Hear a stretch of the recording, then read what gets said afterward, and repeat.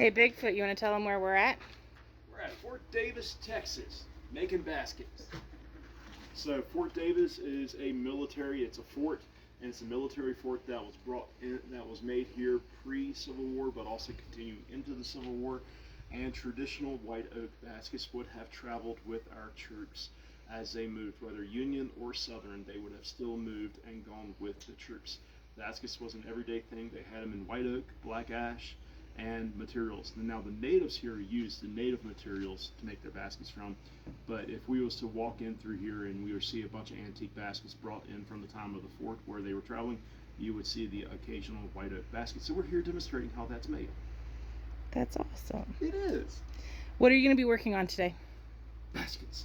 Just any kind, just whatever you feel you need the need to? Yeah, I've got a bunch of ribs here I was pulling out. So I've got fan ribs for another, I can either make it into a hat. I might make it into my buddy's hat that he ordered. They're a little bit thick and a little bit heavy, but I think it can work.